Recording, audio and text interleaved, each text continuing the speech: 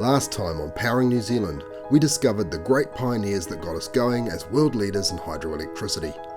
Now we see the government get involved and the world-leading projects keep coming.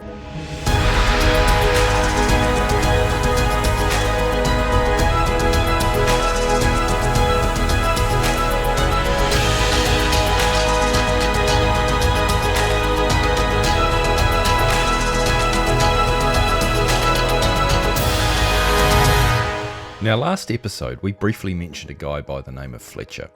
He was a key part of the Bullendale story, but he was also the critical link to how the government got involved. So now we talk about Robert Ernest Fletcher.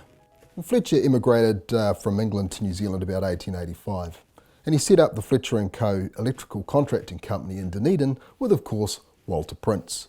And he also trained at Anglo-American Brush Electric Light Corporation with Prince. It was all getting a bit incestuous, Dave, wasn't it? Yeah, a little bit, but this was the really early days of the electricity industry, so it's not that surprising that they knew each other. But anyway, Fletcher & Co. were contracted to install the electrical equipment at Bullendale, and they managed to source that Victoria motor, which was installed at the Phoenix mine. But the Victoria machine they secured wasn't a motor, it was a generator, actually designed for powering incandescent lighting, which had recently been invented. So the Victoria lighting generator somehow ended up being the motor, powered by the new Bullendale hydro plant over the hill, to run the Phoenix mine stamping battery. To understand how this all came about, let's get the backstory from Professor Reeve.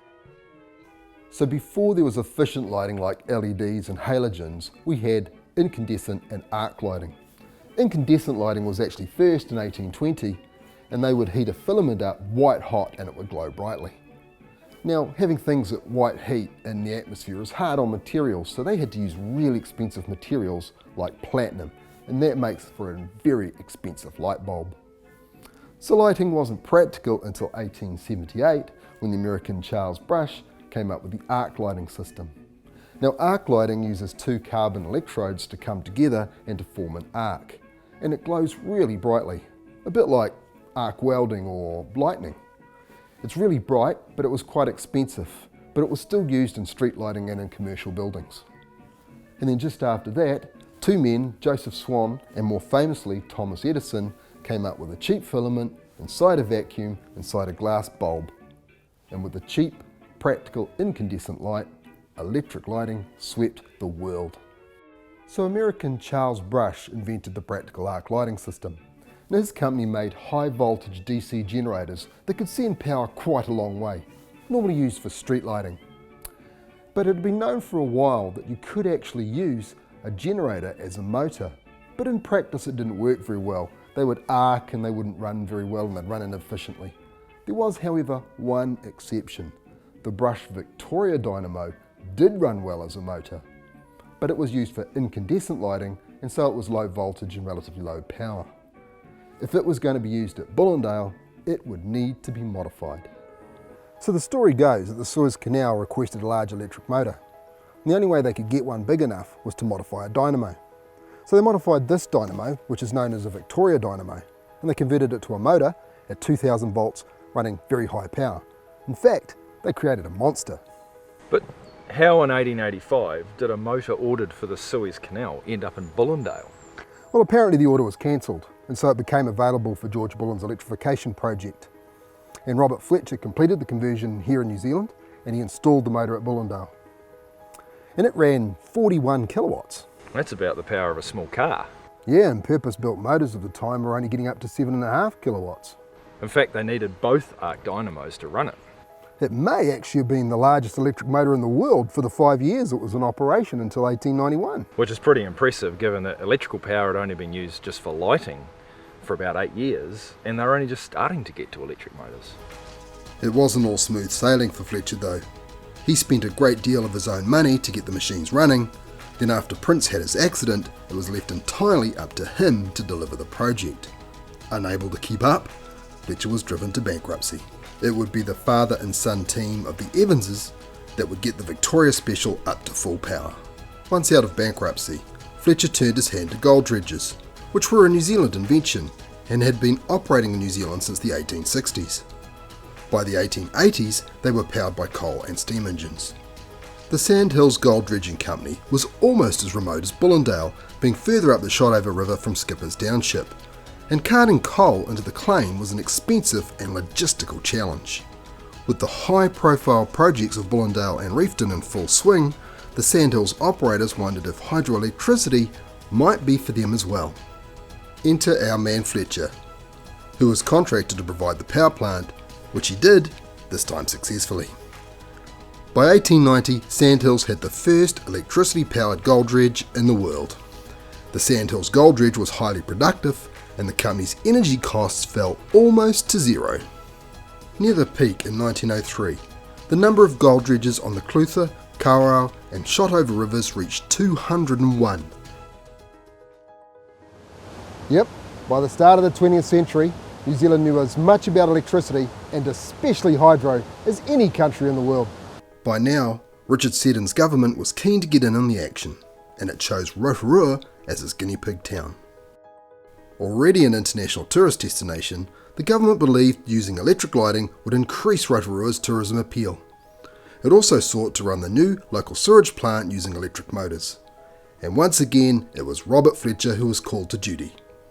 First to advise the Public Works Department on the project, and then to install the electrical equipment.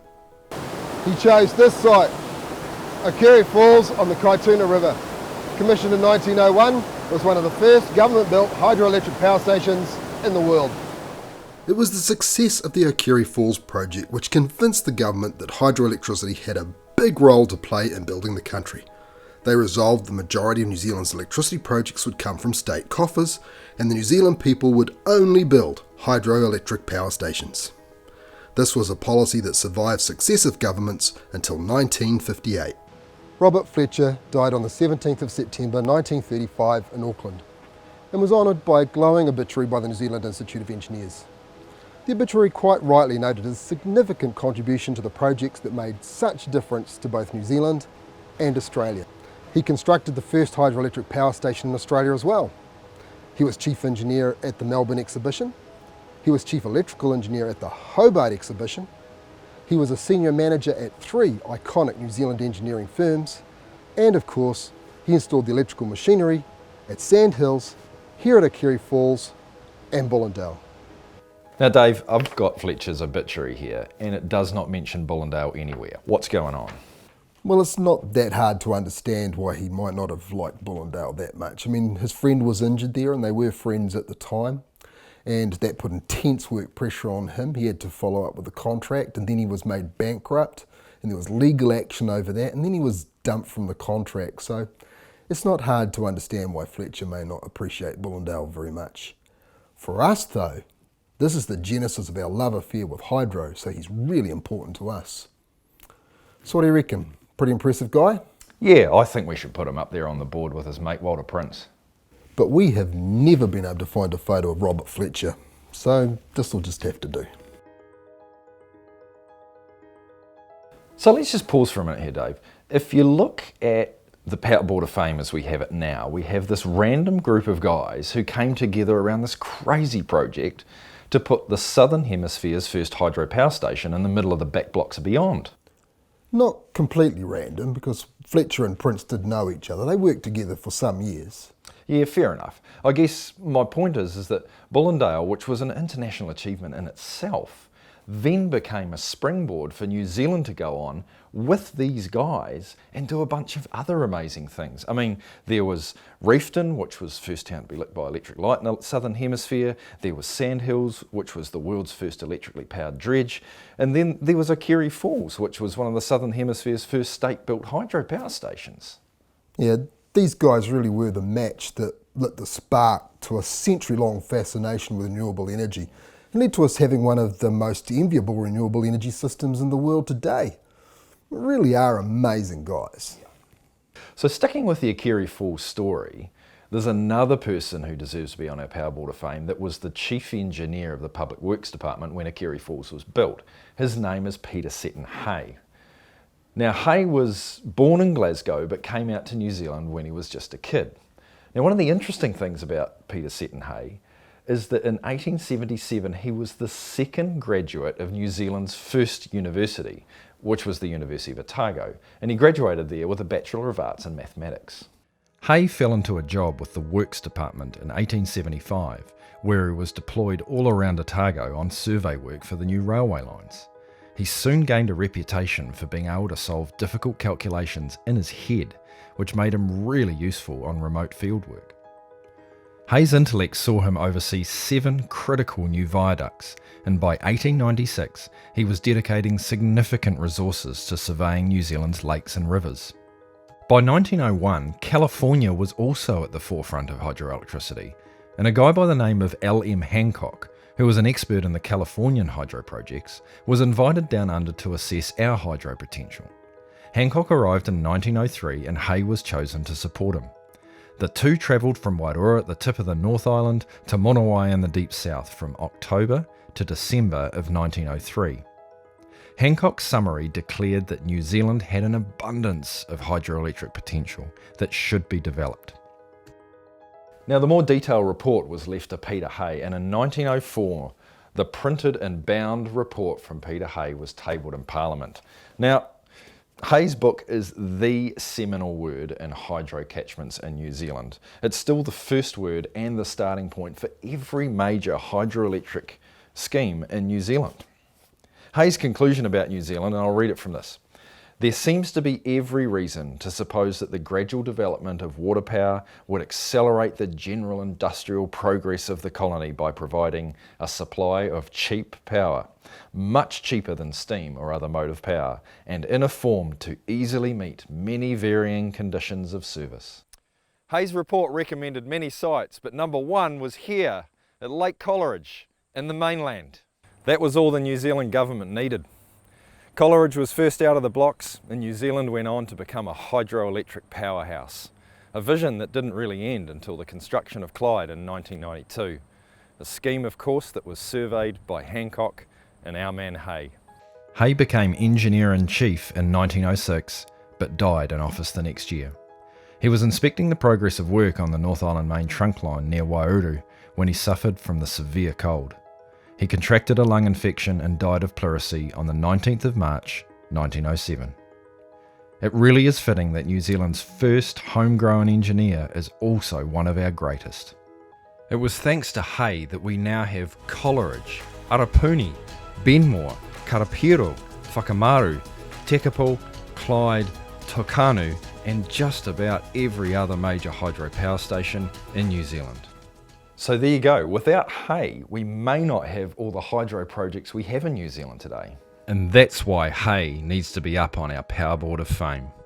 So our next hero's name is quite a mouthful. Frederick, Templeton, Manheim, Kissel. And he was born in Canterbury in 1881, and he went to your treasured Canterbury University, where he graduated in 1905. In his early career, Kissel was employed in a number of jobs, including a stint at the Public Works Department working on the Arthurs Pass Railway. This is where he made the first survey of Lake Coleridge around 1906. After joining Selwyn County as engineer, he kept advocating for the Coleridge project to go ahead, and once the government committed to the project, Kissel was offered the lead role as engineer-in-charge back with the Public Works Department. As well as looking after the construction of the station, he was also eventually put in charge of the tunnelling work which had been beset by delays. The complexities of the Coleridge project can't be overstated. The power station behind me looks like it's built on solid ground. However, the station is built on river shingle gouged out from the action of glaciers. And this glacial debris is very deep and soft enough to make building foundations very difficult. And another big problem the project would have is that it would have long penstocks, and that would make it susceptible to a phenomenon known as water hammer. Stop! Hammer time! Water hammer time. When you try and stop water moving quickly in a pipe, it can bounce up and down. That's what's known as water hammer. And one of these penstocks behind me holds 600 tonnes of water. So if you try and stop that quickly and it bounces, that's bad. Kissel and his team solved both engineering problems, and the solutions were adopted worldwide. And this in a project that suffered from some of the worst winter weather you could experience, and with no proper road access. On 15 November 1914, the first stage of Coleridge Power Station was opened at 4.5 megawatts. and Christchurch was the second city in New Zealand, after Rotorua, to get state-sponsored hydroelectricity. Coleridge had gone over time and over budget, but due to the significant problems that had to be overcome to build it, it was hailed as an engineering success. Coleridge garnered international acclaim. In 1922, Kissel was sent overseas to investigate the latest in hydro technology. He returned in 1924 and was made Chief Electrical Engineer. His first job was to pick up the problematic Arapuni project, which started in 1922. Manheim was commissioned in 1924 and Tuai in 1929. Now they were 20 megawatts and 32 megawatts respectively, and they were considered large. But Arapuni was 84 megawatts. It was a giant. New Zealand's power consumption was a third of that. To build Arapuni, they had to hack penstocks through the rock on the side of the Waikato River. And if you want to know how much of an undertaking that was, take a look at the 237 steps behind me. It was commissioned in 1929, but by 1931 the rock on which it was built proved to be a big problem. The sandstone was actually quite porous and it saturated with water. The powerhouse leaned over, which is a very bad thing for a power station. The turbine casings cracked and Arapuni was shut down. They had to empty the head race, and Kissel and his team came up with an ingenious way of waterproofing the whole thing, and it lasted until 1989. So by 1932, Arapuni was running again. As well as Arapuni, by 1934 a number of other power stations had been completed and New Zealand had a large electricity surplus, which was the envy of the world at that time. By 1935, large-scale transmission was now well developed and extended over most of the North Island. And just before the war, the transmission lines met up interconnecting the major power stations of Arapuni and Mangaha, and the national grid was born. Between 1936 and 1939, electricity use increased by 50%. At the time, most people paid a fixed price, using as much as they wanted. New Zealand quickly went from huge surpluses to severe shortages. Kissel was slow to admit there was a problem because he didn't believe demand would grow as fast as it did. But by the end of 1939, Kissel knew that electricity supply was a major issue, and 5 new turbines were ordered from Europe. Unfortunately, World War II got in the way, and only 2 machines were dispatched from Britain, and they were torpedoed by a U-boat. Our power supply was in trouble, and a lot of attention went on controlling demand, or what is known as load control. During World War II, Kissel became the electricity controller responsible for the absolute control of generation, transmission, distribution, sale, and the use of electric energy. It was under his watch that he was forced to administer electricity rationing, which he hated. He deeply regretted his pre-war views on demand growth. In addition to his extended duties, Kissel sought to make amends. In 1941, he proposed a 10-year plan to get almost 800 more megawatts from the Waikato River. In 1943 it was approved, and work began at Karapiro. Demand during the war was tightly controlled, and during this time, New Zealand adopted a Swiss approach to load control called ripple injection. This sounds like an ice cream. Is that a tip-top flavour? Well, at 230 volts, I wouldn't try licking it. No, ripple injection is a way of turning things on and off down the power lines, usually water heaters. See, in theory, you can use power lines for phone lines as well. They're both made out of copper wire, and they did this on the national grid until the 1990s. But in practice, power lines don't make very good phone lines, so we don't do it that way anymore. But it is good enough to send out a ripple of pulses down the lines, and this is what distribution companies do. They send a pulse, or what they call a ripple, down the lines, and it's the timing of these pulses that tells water heaters to switch on, switch off, or do nothing. We were an early adopter of this technology, but New Zealand also had another very simple solution. For decades, most New Zealand houses had a switch. This switch would control whether Kiwis could use their electric range, that's their oven, or their water heater. You could choose one or the other, but not both together. A remarkably simple but effective approach. There's your proverbial Kiwi fix using number 8, copper wire. And it wasn't long before New Zealand again became a world leader, this time in load control. In 1945, Kissel became the first general manager of the newly formed State Hydroelectricity Department. although he retired soon after that in 1948. Kissel had had a tough time, but he'd fixed problematic Arapuni, delivered world-class Coleridge, and had been a key character in bringing hydroelectricity to New Zealand, a purpose about which he cared deeply. Despite needing to impose drastic rationing and restrictions during his career, he was well respected by colleagues and critics. He was admired for his vision, sense of humour and conscientiousness. So he died in Wellington in 1962, aged 82. And he's rightly regarded as a true pioneer of New Zealand's electricity system. So he's going up on the power board. We've seen the projects get bigger and more challenging. Next time we talk about the largest, most advanced and successful project of its time. We take the lead in geothermal and we discover that it's not just the big stuff at which New Zealanders excel.